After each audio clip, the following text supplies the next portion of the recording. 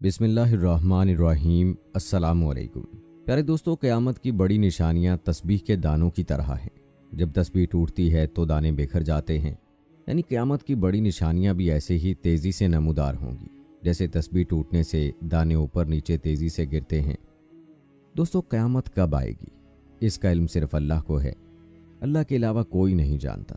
البتہ اللہ رب العزت نے قیامت کی نشانیاں بیان فرمائی ہیں جو قیامت کے قریب ظہور پذیر ہوں گی، اور نبی کریم صلی اللہ علیہ وآلہ وسلم نے بھی ان نشانیوں کے بارے میں اپنی امت کو آگاہ فرمایا ہے۔ آج کی ویڈیو میں آپ کو نبی کریم صلی اللہ علیہ وآلہ وسلم کی حدیث مبارکہ کی روشنی میں قیامت کی 10 بڑی نشانیوں کے بارے میں مکمل تفصیل بتائیں گے۔ آپ کو نہ صرف یہ نشانیاں بتائیں گے بلکہ ان نشانیوں کی ترتیب کے حوالے سے اہل علم کی آراء سے بھی آپ کو آگاہ کریں گے۔ نبی کریم صلی اللہ علیہ وآلہ وسلم نے قیامت کی جو 10 بڑی نشانیاں اپنی امت کو بتائی ہیں، ان میں سب سے پہلی نشانی دخان ہے، جو ایک بڑا دھواں ہوگا جو ظاہر ہو کر مشرق سے مغرب تک تمام زمین پر چھا جائے گا اور مسلسل 40 روز تک چھایا رہے گا۔ اس کی وجہ سے تمام لوگ سخت پریشان ہو جائیں گے۔ مسلمان تو صرف دماغ و حواس کی کدورت اور زکام میں مبتلا ہوں گے، مگر منافقین و کفار بے ہوش ہو جائیں گے، اور ان کے ہوش و حواس اس طرح ہو جائیں گے کہ بعضوں کو کئی دن تک ہوش نہیں آئے گا۔ یاد رہے کہ اس دھوئیں کا نام دخان ہے، جیسا کہ اس دھوئیں کا ذکر قرآن پاک کی سورۃ دخان کی آیت نمبر 10 میں موجود ہے، اور حضرت حذیفہ رضی اللہ تعالی عنہ اور ان کے تابعین کے قول کے مطابق اس آیت میں اسی دھوئیں کی طرف اشارہ کیا گیا ہے۔ اس آیت میں اللہ تعالیٰ کا ارشاد ہے، سو آپ اس دن کا انتظار کیجئے جب آسمان واضح دھواں لائے گا جو لوگوں کو ڈھانپ لے گا، یہ ہے دردناک عذاب۔ اس دن وہ کہیں گے، اے ہمارے رب، ہم سے اس عذاب کو دور کر دے، بے شک ہم ایمان لانے والے ہیں۔ اب ان کی نصیحت قبول کرنے کا وقت کہاں ہے، حالانکہ ان کے پاس واضح ہدایت دینے والے رسول آ چکے تھے۔ پھر انہوں نے اس رسول سے اعراض کیا اور کہا، یہ سکھائے ہوئے دیوانے ہیں۔ یاد رہے کہ اس آیت میں آسمان کے دھواں لانے سے مراد قرب قیامت میں دھوئیں کا ظاہر ہونا ہے۔ جیسا کہ قتادہ نے کہا، اس آیت کا معنی ہے، یا محمد صلی اللہ علیہ وآلہ وسلم، آپ ان کافروں کے ساتھ اس دن کا انتظار کیجئے جب آسمان پر واضح دھواں چھا جائے گا۔ پیارے دوستو، مذکورہ آیت میں دخان یعنی دھواں کے متعلق مفسرین کے مختلف اقوال ہیں۔ اس دھوئیں کی حقیقت کو جاننے کے لیے ان اقوال کا تذکرہ ضروری ہے۔ پہلا قول، جس کے بارے میں حضرت علی رضی اللہ تعالی عنہ، حضرت ابن عباس رضی اللہ تعالی عنہ، حضرت ابن عمر، حضرت ابو ہریرہ رضی اللہ تعالی عنہ اور زید بن علی، حسن اور ابن ابی ملیکہ وغیرہ فرماتے ہیں، دخان یعنی دھواں قیامت کی علامتوں میں سے ہے۔ یہ ابھی تک ظاہر نہیں ہوا، یہ قرب قیامت میں 40 روز تک ظاہر ہوگا اور آسمان اور زمین کی فضا کو بھر لے گا۔ مومن پر اس کا اثر زکام کی صورت میں ظاہر ہوگا اور کافر و فاجر کی ناکوں میں داخل ہو کر ان کے کانوں کے سوراخوں سے نکلے گا، ان کا دم گھٹنے لگے گا، اور یہ دھواں جہنم کے آثار ہیں۔ حضرت ابو سعید خدری رضی اللہ تعالی عنہ سے روایت ہے کہ رسول اللہ صلی اللہ علیہ وآلہ وسلم نے فرمایا، یہ دھواں قیامت کے دن لوگوں میں ہیجان پیدا کرے گا۔ مومن پر اس کا اثر زکام کی صورت میں ظاہر ہوگا اور کافر کے جسم میں داخل ہو کر اس کے کانوں کے سوراخوں سے نکلے گا۔ اس حوالے سے دوسرا قول یہ ہے کہ آسمان کے دھواں لانے سے مراد ہے کفار کی بھوک کی کیفیت ہے، جیسا کہ حضرت ابن مسعود رضی اللہ تعالی عنہ نے فرمایا، دخان سے مراد کفار کی بھوک کی کیفیت ہے۔ جب نبی کریم صلی اللہ علیہ وآلہ وسلم نے ان کی مسلسل سرکشی اور ہٹ دھرمی کی وجہ سے ان کے خلاف دعا کی تو ان پر قحط آ گیا۔ بھوک کی شدت میں جب وہ آسمان کی طرف دیکھتے تو وہ ان کو دھوئیں کی طرح نظر آتا۔ پھر اللہ تعالیٰ نے نبی کریم صلی اللہ علیہ وآلہ وسلم کی دعا سے ان سے وہ کیفیت دور کر دی۔ اگر اس سے مراد قیامت کا دھواں ہوتا تو وہ ان سے دور نہ ہوتا۔ اسی طرح حضرت عبداللہ بن مسعود رضی اللہ تعالی عنہ بیان کرتے ہیں کہ یہ دھواں اس لیے ظاہر ہوا کہ قریش نے نبی کریم صلی اللہ علیہ وآلہ وسلم کی مسلسل نافرمانی کی، تو نبی کریم صلی اللہ علیہ وآلہ وسلم نے ان کے خلاف دعا کی کہ اے اللہ، ان پر ایسے قحط کے سال مسلط کر دے جس طرح حضرت یوسف علیہ السلام کے زمانے میں قحط آیا تھا۔ پھر ان پر قحط آ گیا اور ان پر سخت مصیبت آ گئی، حتیٰ کہ انہوں نے ہڈیاں کھا لیں۔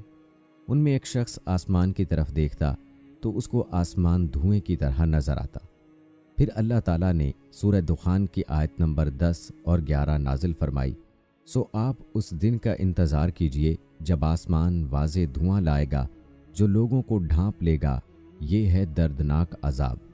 پھر رسول اللہ صلی اللہ علیہ وآلہ وسلم کے پاس یہ لوگ لائے گئے اور آپ صلی اللہ علیہ وآلہ وسلم سے کہا گیا، یا رسول اللہ صلی اللہ علیہ وآلہ وسلم، مضر کے لیے بارش کی دعا کیجئے، یہ لوگ ہلاک ہو رہے ہیں۔ آپ نے فرمایا، مضر کے لیے؟ تم تو بہت جری ہو۔ پھر آپ نے بارش کی دعا کی، بارش نازل ہو گئی۔ پھر سورہ دخان کی آیت نمبر 15 نازل ہوئی، بے شک تم کفر کی طرف لوٹنے والے ہو۔ پھر جب یہ بارش ہونے سے مطمئن ہو گئے تو پھر کفر کی طرف لوٹ گئے۔ پھر اللہ عز و جل نے آیت نمبر 16 نازل فرمائی، جس دن ہم بہت سخت گرفت کے ساتھ پکڑیں گے، بے شک ہم انتقام لینے والے ہیں۔ حضرت ابن مسعود رضی اللہ تعالی عنہ نے فرمایا، اس سے مراد یوم بدر کا انتقام ہے۔ پیارے دوستو، امام بخاری کی اس سلسلے میں ایک اور روایت یہ ہے، حضرت عبداللہ بن مسعود رضی اللہ تعالی عنہ بیان کرتے ہیں کہ نبی کریم صلی اللہ علیہ وآلہ وسلم نے یہ دیکھا کہ مشرکین آپ کے پیغام توحید سے آراز کر رہے ہیں، تو آپ نے ان کے خلاف دعا کی کہ اے اللہ، ان پر قحط کے ایسے سال مسلط کر دے جیسے حضرت یوسف علیہ السلام کے زمانے کے لوگوں پر قحط کے 7 سال مسلط کیے تھے۔ پھر ان پر قحط آ گیا، ان کے تمام کھیت جل گئے، حتیٰ کہ انہوں نے جانوروں کی کھالوں کو، مردہ جانوروں کو اور مردہ انسانوں کو کھا لیا۔ ان میں سے کوئی شخص آسمان کی طرف نظر اٹھا کر دیکھتا تو اسے بھوک کی شدت سے آسمان دھوئیں کی طرح دکھائی دیتا تھا۔ پھر آپ کے پاس ابو سفیان آیا اور کہنے لگا، یا محمد صلی اللہ علیہ وآلہ وسلم، آپ اللہ کی اطاعت کرنے اور صلہ رحم کا حکم دیتے ہیں اور آپ کی قوم قحط سے ہلاک ہو رہی ہے، آپ اللہ سبحانہ سے ان کے حق میں دعا کیجئے۔ تب یہ آیت نازل ہوئی، آسمان کو دھوئیں سے تعبیر کرنے کی توجیہ یہ بیان کی جاتی ہے کہ اس دھوئیں سے مراد یہ ہے کہ بھوک کی شدت سے آنکھوں کے آگے جو اندھیرا چھا جاتا ہے، اس اندھیرے کو دھوئیں سے تعبیر فرمایا ہے۔ اور ابن قتیبہ نے دھوئیں کی تفسیر میں یہ کہا ہے کہ قحط کے ایام میں بارش نہ ہونے کی وجہ سے زمین خشک ہو جاتی ہے اور گرد و غبار اڑنے کی وجہ سے فضا مٹیالی اور مقدر ہو جاتی ہے اور اندھیرا سا لگتا ہے۔ اس کو مجازاً دھوئیں سے تعبیر فرمایا ہے۔ دوسری وجہ یہ ہے کہ عرب کے لوگ جو شر پھیل جائے اس کو دھوئیں سے تعبیر کرتے ہیں۔ رہا سوال کہ کون سی روایت معتبر ہے، تو دوستو پہلی روایت کے مطابق آسمان کے دھواں لانے کا مطلب یہ ہے کہ قرب قیامت آسمان پر دھواں ظاہر ہوگا اور یہ قرب قیامت کی علامت ہے۔ اور دوسری روایت کے مطابق ایام قحط میں کفار کی بھوک کی کیفیت کو مجازاً دھوئیں سے تعبیر فرمایا ہے۔ اس لیے پہلی روایت رائج اور معتبر ہے کیونکہ وہ حقیقت پر محمول ہے اور دوسری مجاز پر۔ اس کے علاوہ پہلی روایت کو اس لیے بھی مانا جائے گا کہ پہلی روایت رسول اللہ صلی اللہ علیہ وآلہ وسلم کا ارشاد ہے اور متعدد صحابہ اور فقہاء تابعین کا نظریہ ہے، اور دوسری روایت صرف حضرت ابن مسعود رضی اللہ تعالی عنہ کا قول ہے۔ پیارے دوستو، یہ قیامت کی پہلی بڑی نشانی کے حوالے سے تفصیلی تذکرہ تھا۔ اب بات کرتے ہیں قیامت کی دوسری بڑی نشانی کی۔ تو یاد رہے کہ 10 بڑی نشانیوں والی حدیث میں نبی کریم صلی اللہ علیہ وآلہ وسلم نے قیامت کی جو دوسری بڑی نشانی بتلائی ہے وہ ہے دجال کا ظہور۔ یاد رہے کہ دجال کے فتنے کو اس کائنات کا سب سے بڑا فتنہ بتایا گیا ہے، جیسا کہ نبی کریم صلی اللہ علیہ وآلہ وسلم کا فرمان ہے کہ اس دنیا میں دجال سے بڑا کوئی فتنہ نہیں ہوگا۔ تو آئیے دجال کے بارے میں آپ کو مکمل تفصیل بتاتے ہیں کہ دجال کی شکل و صورت کیسی ہوگی، دجال کے مکر کیا ہوں گے، وہ کہاں موجود ہے اور کہاں سے اس کا ظہور ہوگا اور اس کا قتل کون کرے گا۔ روایات میں آتا ہے دجال ایک نوجوان مرد ہوگا، وہ بھاری بھرکم جسم اور سرخ رنگت کا مالک ہوگا، عوام میں اس کا لقب مسیح ہوگا، وہ ایک آنکھ سے کانا ہوگا، اس کے بال چھوٹے اور گھنگریالے ہوں گے، سواری میں ایک بڑا گدھا ہوگا۔ اولاً اس کا ظہور ملک عراق و شام کے درمیان ہوگا جہاں نبوت و رسالت کا دعویٰ کرتا ہوگا، پھر وہاں سے اصفہان چلا جائے گا، یہاں اس کے ہمراہ 70,000 یہودی ہوں گے، یہیں سے خدائی کا دعویٰ کر کے چاروں طرف فساد برپا کرے گا اور زمین کے اکثر مقامات پر گشت کر کے لوگوں سے اپنے آپ کو خدا منوائے گا۔ دوستو کہتے ہیں کہ لوگوں کی آزمائش کے لیے خداوند کریم اس سے بڑے بڑے عجیب و غریب کام ظاہر کرائے گا۔ اس کی پیشانی پر لفظ کاف فے رے لکھا ہوگا जिसकी शनाख्त सिर्फ अहले ईमान ही कर सकेंगे।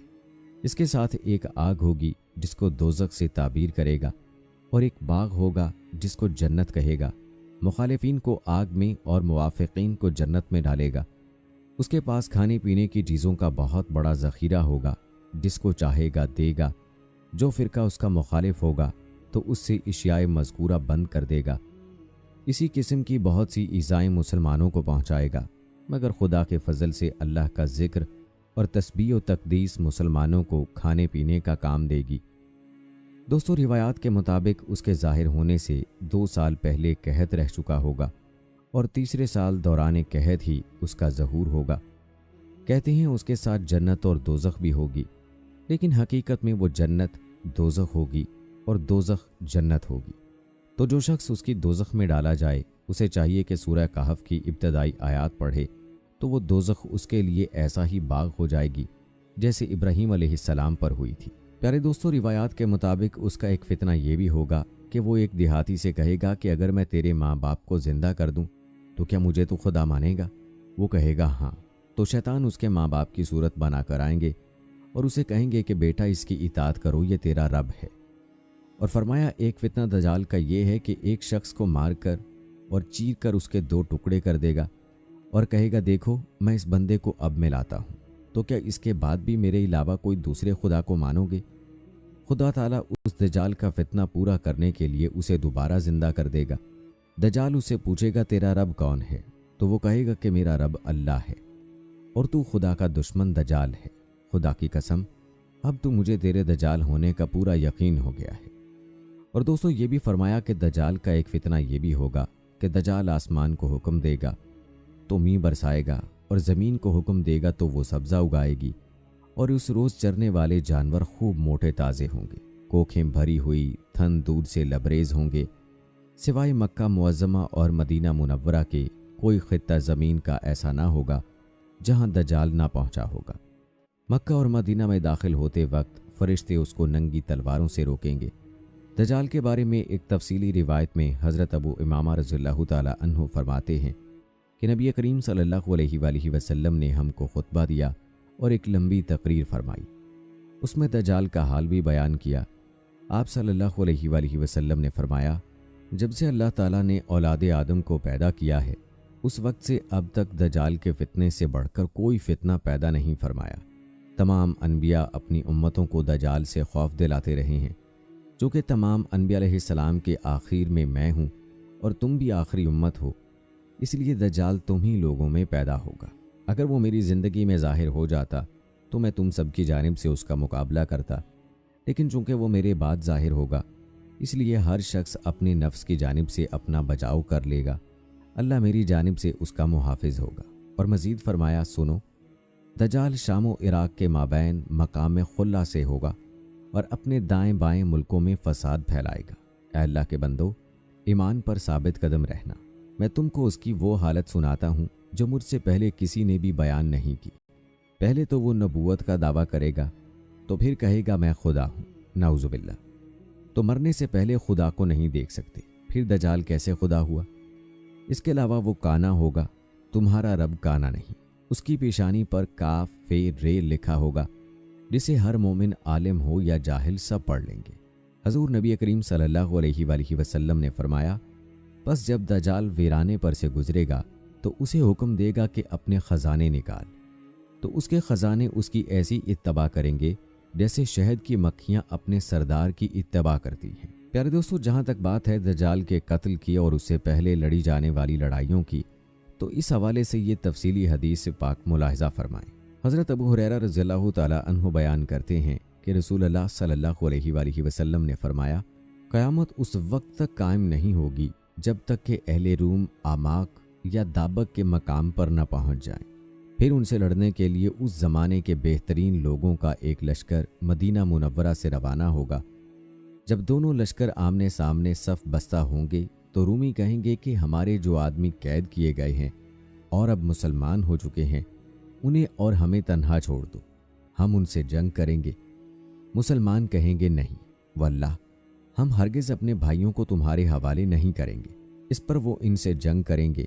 अब 1/3 मुसलमान तो भाग खड़े होंगे, जिनकी तौबा अल्लाह ताला कभी कबूल नहीं करेगा, यानी उन्हें तौबा की तौफीक ही नहीं होगी।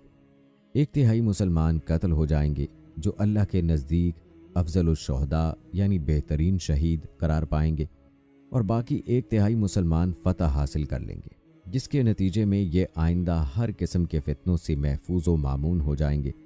इसके बाद जल्द ही ये लोग कुस्तुनतुनिया फतह कर लेंगे और अपनी तलवारें जैतून के दरख्त पर लटकाकर अभी ये लोग माले गनीमत तकसीम ही कर रहे होंगे कि शैतान उनमें चीख कर ये आवाज़ लगाएगा कि दजाल तुम्हारे पीछे तुम्हारे घरों और बस्तियों में घुस गया है।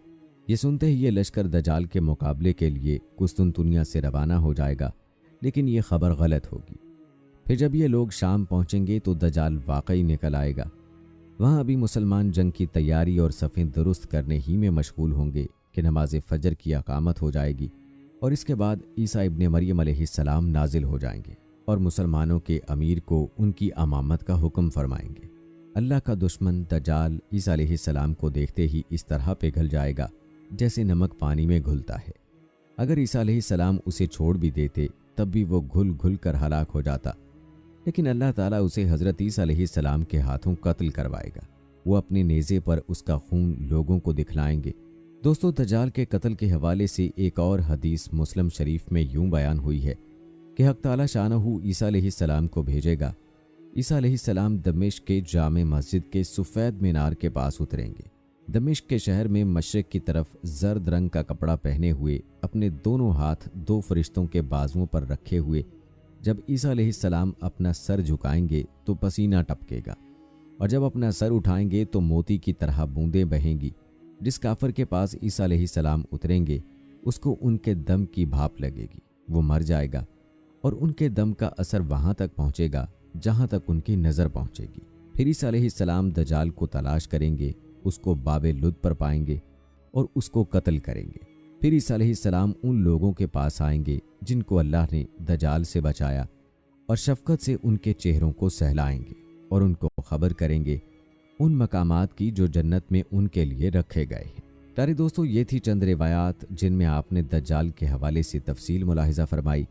चलिए अब आपको नबी करीम सल्लल्लाहु अलैहि वसल्लम की वो हदीस बताते हैं जिसमें क़यामत की 10 बड़ी निशानियों का तज़किरा मौजूद है। ये 10 निशानियाँ मुलाहिजा फरमाएं, इसके बाद हर निशानी की तफसील भी आपको बताएंगे। प्यारे दोस्तों, हज़रत हुज़ैफ़ा इब्ने असीद गफ़ारी रज़ियल्लाहु ताला अन्हु कहते हैं कि एक दिन हम लोग आपस में क़यामत का जिक्र कर रहे थे कि नबी करीम सल्लल्लाहु अलैहि वसल्लम हमारी तरफ आ निकले और पूछा कि तुम लोग किस चीज़ का जिक्र कर रहे हो।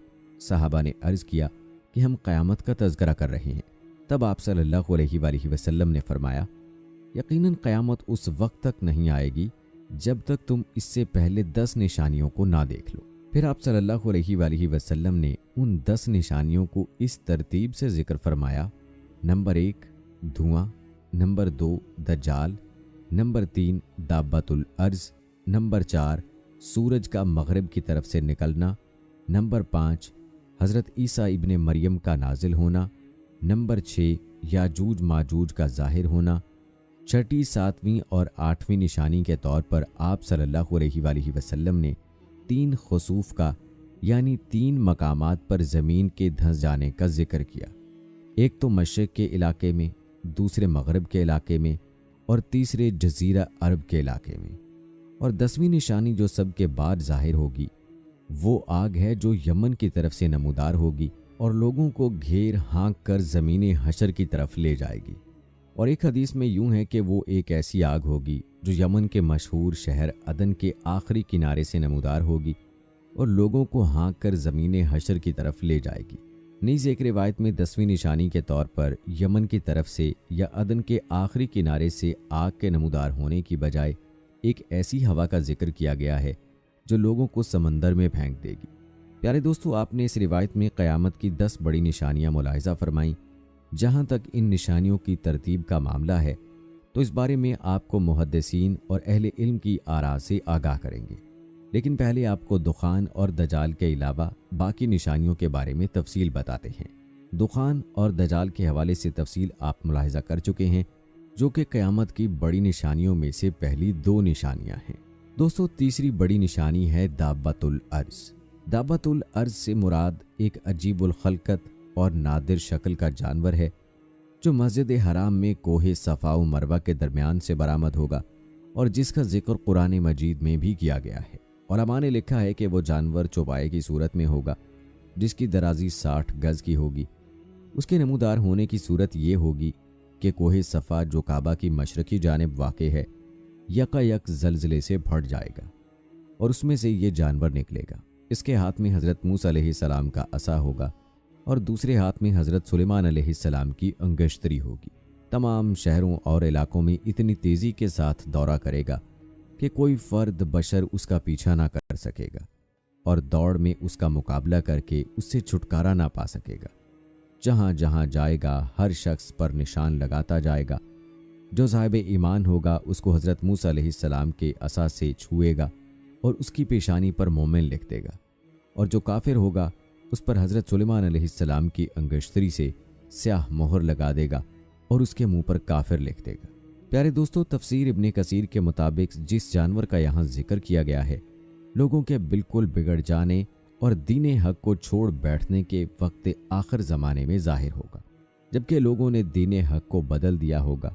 बाज़ कहते हैं ये मक्का शरीफ से निकलेगा, बाज़ कहते हैं और किसी जगह से, जिसकी तफसील आगे आने वाली है। कहते हैं वो जानवर बोलेगा, बातें करेगा और कहेगा कि लोग अल्लाह की आयतों का यकीन नहीं करते थे। इब्ने जुरैर इसी को मुख्तार कहते हैं, लेकिन इस कौल में नज़र है, वल्लाहु आलम। इब्ने अब्बास का कौल है कि वो इन्हें ज़ख्मी करेगा। एक रिवायत में है कि वो ये और वो दोनों करेगा। ये कौल बहुत अच्छा है और दोनों बातों में कोई तज़ाद नहीं, वल्लाहु आलम। दोस्तों, वो अहादीस जो दाबतुल अर्ज के बारे में मरवी हैं, इनमें से कुछ हम बयान करते हैं। अबू दाऊद में है कि दाबतुल अर्ज 3 मरतबा निकलेगा, दूर दराज के जंगल से ज़ाहिर होगा और उसका जिक्र शहर यानी मक्का तक न पहुँचेगा। फिर एक लंबे ज़माने के बाद दोबारा ज़ाहिर होगा और लोगों की ज़ुबानों पर उसका किस्सा चढ़ जाएगा, यहाँ तक कि मक्का में भी उसकी शोहरत पहुँचेगी। फिर जब लोग अल्लाह के सबसे ज़्यादा हुर्मत व अज़मत वाली मस्जिद हराम में होंगे, उसी वक्त अचानक दफ़ातन दाबतुल अर्ज उन्हें वहीं दिखाई देगा कि रुकने मकाम के दरमियान अपने सर से मट्टी झाड़ रहा होगा। लोग उसको देखकर इधर उधर होने लगेंगे। ये मोमिनों की जमात के पास जाएगा और उनके मुंह को मिसले रोशन सितारे के मुनव्वर कर देगा। उससे भाग कर ना कोई बच सकता है और ना छुप सकता है, यहाँ तक कि एक शख्स उसको देखकर नमाज को खड़ा हो जाएगा। ये उसको कहेगा अब नमाज को खड़ा हुआ है, फिर उसकी पेशानी पर निशान कर देगा और चला जाएगा। उसके इन निशानात के बाद काफिर मोमिन का साफ तौर पर इम्तियाज हो जाएगा, यहाँ तक कि मोमिन काफिर से कहेगा कि ऐ काफिर मेरा हक अदा कर, और काफिर मोमिन से कहेगा ऐ मोमिन मेरा हक अदा कर। यह रिवायत हुज़ैफा बिन असैद से मौकूफ़न भी मरवी है। एक दूसरी रिवायत में है कि हज़रत ईसा अलैहिस्सलाम के ज़माने में होगा, जबकि आप बैतुल्ला शरीफ का तवाफ़ कर रहे होंगे, लेकिन इसकी असनाद सही नहीं है। सही मुस्लिम में है कि सबसे पहले जो निशानी ज़ाहिर होगी वो सूरज का मगरिब से निकलना और दाबतुल अर्ज का ज़ोहा के वक्त आ जाना है। इन दोनों में से जो पहले होगा उसके बाद ही दूसरा होगा। इसके अलावा सही मुस्लिम शरीफ में है, आपने फरमाया 6 चीज़ों की आमद से पहले नेक आमाल कर लो। सूरज का मगरिब से निकलना, धुएं का आना, दज्जाल का आना और दाबतुल अर्ज का आना। ये हदीस और सनदों से दूसरी किताबों में भी है। अबू दाऊद 43 में है कि दाबतुल अर्ज के साथ हज़रत ईसा अलैहिस्सलाम की लकड़ी और हज़रत सुलेमान अलैहिस्सलाम की अंगूठी होगी। काफरों की नाक पर लकड़ी से मोहर लगाएगा और मोमिनों के मुंह अंगूठी से मुनव्वर कर देगा, यहाँ तक कि एक दस्तरखान पर बैठे हुए मोमिन काफिर सब जाहिर हो जाएंगे। एक और हदीस में जो मसनद अहमद में है मरवी है कि काफरों के नाक पर अंगूठी से मोहर करेगा और मोमिनों के चेहरे लकड़ी से चमका देगा। इब्ने माजा में हज़रत बरीदा रज़ियल्लाहु ताला अन्हु से रिवायत है कि मुझे रसूल अल्लाह सल्लल्लाहु अलैहि वसल्लम लेकर मक्का के पास एक जंगल में गए। मैंने देखा कि एक खुश्क ज़मीन है जिसके इर्द गिर्द रेत है। फरमाने लगे यहीं से दाबतुल अर्ज निकलेगा। इब्ने बरीदा कहते हैं इसके कई साल बाद मैं हज के लिए निकला तो मुझे लकड़ी दिखाई दी जो मेरी उस लकड़ी के बराबर थी। हज़रत इब्ने अब्बास रज़ियल्लाहु ताला अन्हु फरमाते हैं उसके 4 पैर होंगे, सफ़ा के खुड से निकलेगा, बहुत तेज़ी से खरूज करेगा जैसे कि कोई तेज़ रफ्तार घोड़ा हो, लेकिन 3 दिन में उसके जिस्म का तीसरा हिस्सा भी न निकला होगा। हज़रत अब्दुल्ला बिन उमर रज़ियल्लाहु ताला अन्हु से जब उसकी बाबत पूछा गया तो फरमाने लगे, जियाद में एक चट्टान है, उसके नीचे से निकलेगा। मैं अगर वहाँ होता तो तुम्हें वो चट्टान दिखा देता। ये सीधा मशरिक की तरफ जाएगा और इस शोर से जाएगा कि हर तरफ उसकी आवाज़ पहुँच जाएगी। फिर शाम की तरफ जाएगा, वहाँ भी चीख लगाकर फिर यमन की तरफ मतवज्जे होगा। यहाँ भी आवाज़ लगाकर शाम के वक्त मक्का से चलकर सुबह को अस्फ़हान पहुँच जाएगा। लोगों ने पूछा फिर क्या होगा? फरमाया फिर मुझे मालूम नहीं। हज़रत अब्दुल्ला बिन उमर रज़ियल्लाहु ताला अन्हु का कौल है कि मुज़दलिफ़ा की रात को निकलेगा। हज़रत उज़ैर रज़ियल्लाहु ताला अन्हु के एक कलाम की हिकायत है कि सदूम के नीचे से ये निकलेगा। इसके कलाम को सब सुनेंगे, हामला के हमल वक्त से पहले गिर जाएंगे, मीठा पानी कड़वा हो जाएगा, दोस्त दुश्मन हो जाएंगे, हिकमत जल जाएगी, इल्म उठ जाएगा, नीचे की ज़मीन बातें करेगी, इंसान की वो तमन्नाएं होंगी कि जो कभी पूरी ना हों, इन चीज़ों की कोशिश होगी जो कभी हासिल ना हों, इस बारे में काम करेंगे जिसे खाएंगे नहीं। दोस्तों, इस हवाले से हज़रत अबू हुरैरा रज़ियल्लाहु ताला अन्हु का कौल है, जिसके जिस्म पर सब रंग होंगे, उसके दो सींगों के दरमियान सवार के लिए एक फरसख की राह होगी। इब्न अब्बास रज़ियल्लाहु ताला अन्हु कहते हैं कि ये मोटे नेज़े की और भाले की तरह का होगा। हज़रत अली रज़ियल्लाहु ताला अन्हु फरमाते हैं, उसके बाल होंगे, खुर होंगे, दाढ़ी होगी, दुम ना होगी। 3 दिन में बमुश्किल 1/3 बाहर आएगा, हालांकि तेज़ घोड़े की चाल चलता होगा। इसी तरह अबू ज़ुबैर रज़ियल्लाहु ताला अन्हु का कौल है कि उसका सर बैल के सर के मुशाबे होगा, आंखें खंजीर की आंखों के मुशाबे होंगी, कान हाथी जैसे होंगे, सींग की जगह ऊंट की तरह होगी, शतरमुर्ग जैसी गर्दन होगी, शेर जैसा सीना होगा, चीते जैसा रंग होगा, बिल्ली जैसी कमर होगी, मींढे जैसी दुम होगी, ऊंट जैसे पाँव होंगे, हर 2 जोड़ के दरमियान 12 गज का फासला होगा। हज़रत मूसा अलैहिस्सलाम की लकड़ी और हज़रत सुलेमान अलैहिस्सलाम की अंगूठी साथ होगी। हर मोमिन के चेहरे पर अपने आसाए मूसवी से निशान करेगा, जो फैल जाएगा और चेहरा मुनव्वर हो जाएगा, और हर काफिर के चेहरे पर खातमे सुलेमानी से निशानी लगा देगा, जो फैल जाएगा और उसका चेहरा स्याह हो जाएगा। इस तरह मोमिन काफिर हो जाएंगे कि खरीदो फरोख्त के वक्त, खाने पीने के वक्त लोग एक दूसरे को ए मोमिन और ए काफिर कहकर बुलाएंगे। दाबतुल अर्ज़ एक एक का नाम लेकर उनको जन्नत की खुशखबरी या जहन्नम की बदखबरी सुनाएगा। प्यारे दोस्तों, ये थी तफसील दाबतुल अर्ज़ के हवाले से जो मुख्तलिफ रिवायात में बयान हुई है और आपको दोस्तों कुरान पाक में इरशाद बात है, ये इसके सिवा और किस बात के मुंतज़िर हैं कि उनके पास फरिश्ते हैं या फिर तुम्हारा परवरदिगार या तुम्हारे परवरदिगार की कुछ निशानी है। मगर जिसने तुम्हारे परवरदिगार की कुछ निशानी आ गई बेशक ईमान नहीं लाया, उस वक्त उसे ईमान लाना कुछ फायदा नहीं देगा। जब तक ईमान की हालत में लोग अमल नहीं किए हैं तो गुनाहों से इंतजार करो,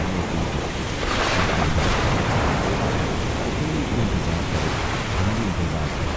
पर दोस्तों, इन आयात में अपनी आयात को बताने वालों को अपनी राह से रोकने वालों को बताने हैं तो क्या उन्हें क़यामत का इंतजार है? उसके फरिश्ते भी आएंगे और फिर बताएंगे, वो भी वक्त होगा जब ईमान भी है बेसुर और पैदा भी बेसुर।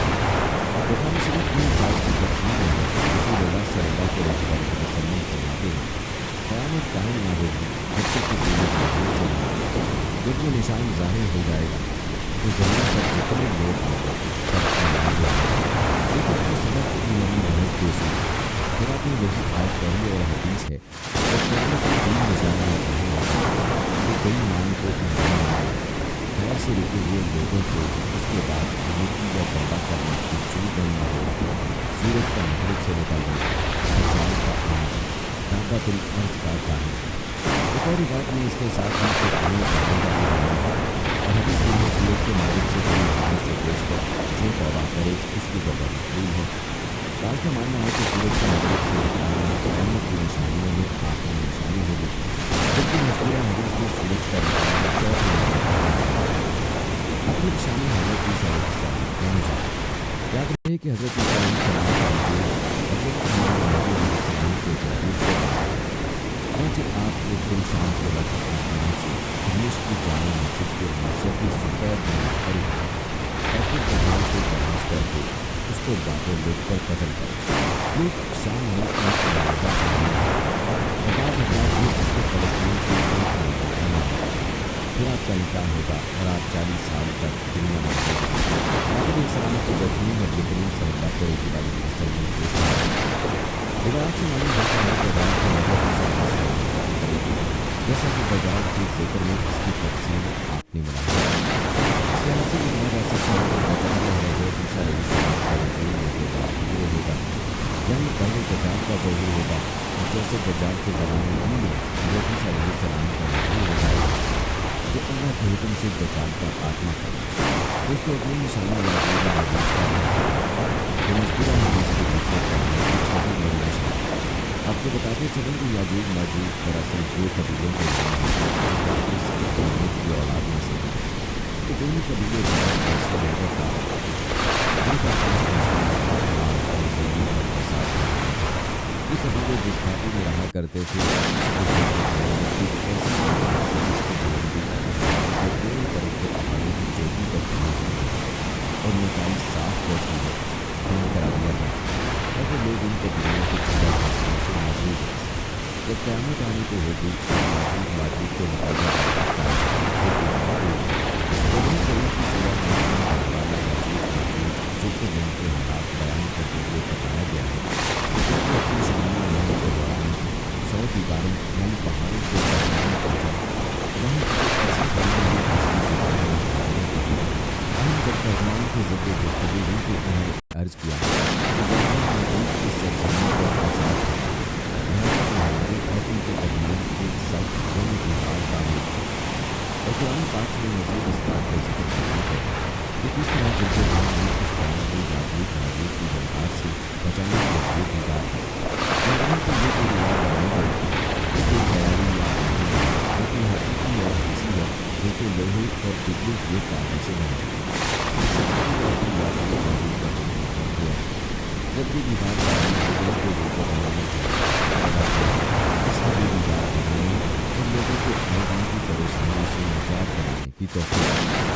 लेकिन सारे लोगों को बोलने के बाद कि ये दीवार अगरचे बहुत मजबूत और मुसाफिर है मगर ये नागवार है, जो चीज़ भी बनी है बुढ़ापे पैदा होने वाली है और जब मेरे रब के वादे का वक्त करीब आएगा तो वो इसको पाबंदे खाक कर देगा और मेरे रब का वादा कर देगा। दोस्तों, बच्चे सभी जुलकर जिसको ऊपर चढ़ कर या उसमें सुराख करके याजूज माजूज का इधर आने के जब अल्लाह का वादा पूरा होगा तो वो इसे रेजा रेजा करके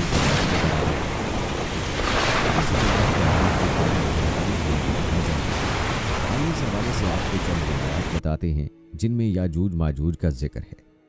सही बुखारी की एक हदीस में हजूर नबी करीम सल्लल्लाहु अलैहि वसल्लम ने उस दीवार में थोड़े से सुराख को फितने के करीब होने से ताबीर फरमाया। एक और हदीस में आता है कि याजूज माजूज हर रोज़ उस दीवार को खोदते हैं और फिर कल के लिए छोड़ देते हैं, लेकिन जब अल्लाह की मशीयत उनके खरूज की होगी तो फिर वो कहेंगे कल इंशाअल्लाह इसको खोदेंगे और फिर दूसरे दिन वो उससे निकलने में कामयाब हो जाएंगे और ज़मीन में फसाद फैलाएंगे, यानी इंसानों को भी खाने से गुरेज नहीं करेंगे। तो अल्लाह ताला की तरफ से हज़रत ईसा अलैहिस्सलाम को हुक्म होगा कि वो मुसलमानों को तूर की तरफ जमा कर लें, क्योंकि याजूज माजूज का मुकाबला किसी के बस में ना होगा। हज़रत ईसा अलैहिस्सलाम और उनके साथी उस वक्त ऐसी जगह खड़े होंगे जहाँ ग़िज़ा की सख्त किल्लत होगी। फिर लोगों की दरख्वास्त पर हज़रत ईसा अलैहिस्सलाम याजूज माजूज के लिए बद्दुआ फरमाएंगे। बस अल्लाह ताला उनकी गर्दनों और कानों में कीड़ा पैदा कर देगा जो बाद में फोड़ा बन जाएगा, जिसके फटने से ये हलाक होना शुरू हो जाएंगे। सब के सब मर जाएंगे। उनकी लाशों से एक बालिश्त ज़मीन भी खाली ना होगी और हर तरफ उनकी लाशों की गंदी बू फैल जाएगी। फिर ईसा इब्ने मरियम अलैहिस्सलाम दुआ करेंगे तो अल्लाह जल्ला शानहू ऊँट की गर्दन बराबर परिंदे भेजेंगे जो उनकी लाशों को उठाकर जाने कहाँ फेंक देंगे। फिर एक बारिश होगी जिससे कुल ज़मीन साफ शफाफ हो जाएगी और हर तरफ हरियाली और खुशहाली होगी। प्यारे दोस्तों, इस रिवायत से ये बात मालूम होती है कि याजूज माजूज का इनक़लाब ही हज़रत ईसा अलैहिस्सलाम ही के दौर में होगा और ये तरतीब समझ में आती है कि दज्जाल पहले आएगा, फिर हज़रत ईसा अलैहिस्सलाम का नज़ूल होगा जो उसका कत्ल करेंगे और उसके बाद ईसा अलैहिस्सलाम ही के दौर में याजूज माजूज का इनख़ला होगा जो आप अलैहिस्सलाम ही की दुआ से ख़त्म होंगे। याद रहे कि ये बात हदीस पाक में बयान हो चुकी है कि क़यामत की ये बड़ी निशानियां इस तरह ऊपर नीचे ज़ाहिर होंगी जैसा कि तस्बीह टूटने से उनके दाने ऊपर नीचे गिरते हैं। दोस्तों, अब जिक्र करते हैं ज़मीन में धंसने का, जिसको मज़कूरा हदीस में 3 खसूफ कहा गया है।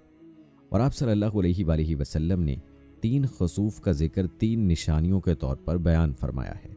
खसूफ के बारे में इब्न मालिक ने कहा है कि अज़ाब इलाही के तौर पर ज़मीन का धंस जाना मुख्तलिफ ज़मानों और मुख्तलिफ इलाक़ों में वाक़े हो चुका है, लेकिन एहतमाल है कि यहाँ हदीस में जिन 3 खसूफ का जिक्र फरमाया गया है वो पहले वाक़े हो चुकने वाले खसूफ के अलावा होंगे और इनसे भी ज़्यादा सख्त होंगे। मालूम हुआ कि क़यामत की बड़ी निशानियों में से एक निशानी ये भी है कि रुए ज़मीन पर ज़मीन के फट जाने या धंस जाने के 3 ऐसे वाक़यात रूनुमा होंगे कि लोग बहुत ज़्यादा खौफज़दा हो जाएंगे, क्योंकि उनके असरात बहुत ही हौलनाक होंगे। यूं तो दुनिया में पहले भी ज़मीन के फटने के ऐसे कई वाक़यात सुनने को मिल चुके हैं, लेकिन जिन वाक़यात की खबर आप सल्लल्लाहु अलैहि वसल्लम ने दी है वो हमारी सोच से बालातर है।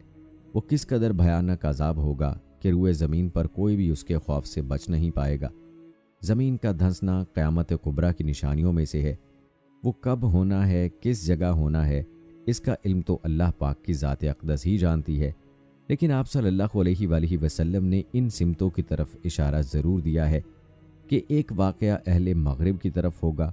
वो इस कदर भयानक होगा कि पूरा मगरिब उसके खौफ की लपेट में होगा, जबकि दूसरा वाक़या अहले मशरिक़ की तरफ होगा और तीसरा वाक़या अहले मगरिब की सरजमीन पर होगा। याद रहे कि ज़मीन का धंस जाना अल्लाह रब्बुल इज़्ज़त के अहकामात की पामाली, नाफरमानी, नाशुक्री और उसके अज़ाब को दावत देने की तरफ इशारा है। मालूम होता है जैसे आने वाले वक्त में रुए ज़मीन पर सिर्फ बदकार, गुनाहगार और नाफरमान लोगों का डेरा होगा, जो कसरत गुनाह के दलदल में जकड़े होंगे। लोगों के रोज़ो शब और मसरूफियात का अंदाज़ा आप सल्लल्लाहु अलैहि वसल्लम के इस फरमान से वाज़ेह होता है कि मेरी उम्मत के कुछ लोग खाने पीने और लहू व लाभ में रात गुजारेंगे। जब सुबह होगी तो सब के सब खिंजीर बन चुके होंगे। इस उम्मत के बाज़ कबाइल को उनके घरों समेत ज़मीन में धंसा दिया जाएगा। जब सुबह होगी तो लोग कहेंगे कि आज रात बनु फलां को ज़मीन में धंसा दिया जाएगा, आज रात फलां कबीले के घरों को ज़मीन में धंसा दिया गया है। उन पर पत्थर बरसाए जाएंगे और उन पर मनहूस हवा भेजी जाएगी, जो उन्हें इसी तरह रेज़ा रेज़ा करके उड़ा देगी, जिस तरह कौमों को उनके शराब पीने, सूद खाने, मर्दों को रेशम पहनने, गाने बजाने वाली औरतें इख्तियार करने और कता रहमी करने की वजह से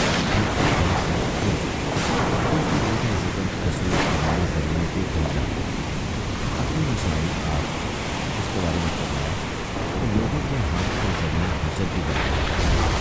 इसलिए ज़मीन हशर से मुराद मुँह के जान का जहाँ इस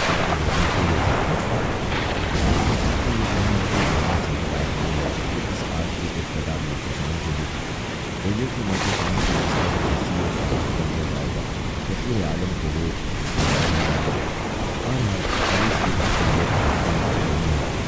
इस आग का यहाँ के हाथ में हशर के बाद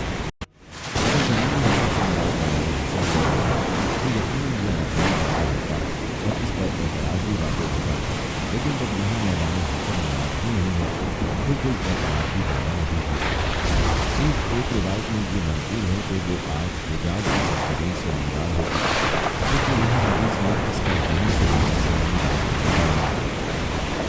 लिहाजा काज़ी अयाज़ ने यह कहा है कि हो सकता है कि क़यामत इस बात पर किया गया है वो एक नहीं दो लोगों में लोगों को देख कहिए कि वो आग की पूरी होगी जो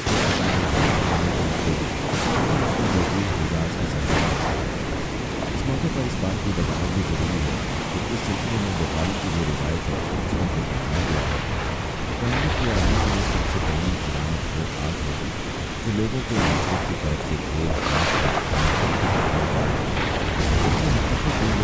सबसे आखिरी जैसा कि यहाँ हदीस में मजबूत तब्दील से भी बातें बस इस मजाक को इस ताबीर के जरिए ठीक किया जाएगा तो क़यामत की सबसे और बुखारी की रिवायत में आपको जो सबसे बड़ा निशानी कराया गया है वो इस एतबार से निशानी सबसे पहली निशानी होगी जिनके बाद दुनिया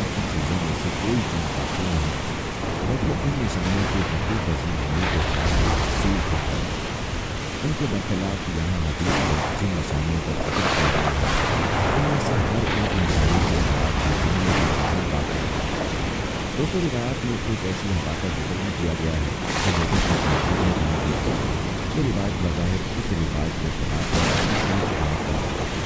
اصل دونوں روایتوں کا بنیاد آقا کو انسانیت پیدا کرنے کے لیے کہا گیا ہے۔ اس دوسری روایت میں لفظ ناس سے مراد کفار ہیں اور ان کو ہانکنے والی آگ ہوا کے سخت جھکڑ کے ساتھ ملی ہوئی ہوگی تاکہ ان کفار کو سمندر میں دھکیلنے کا عمل زیادہ تیز رفتاری کے ساتھ پورا ہو۔ نیز مذکورہ آگ جس کا پانی آگ کی صورت میں تبدیل ہو جائے گا۔ پیارے دوستو، یہ تھا تذکرہ قیامت کی 10 بڑی نشانیوں کا۔ اب تذکرہ کرتے ہیں ان نشانیوں کی ترتیب کے حوالے سے۔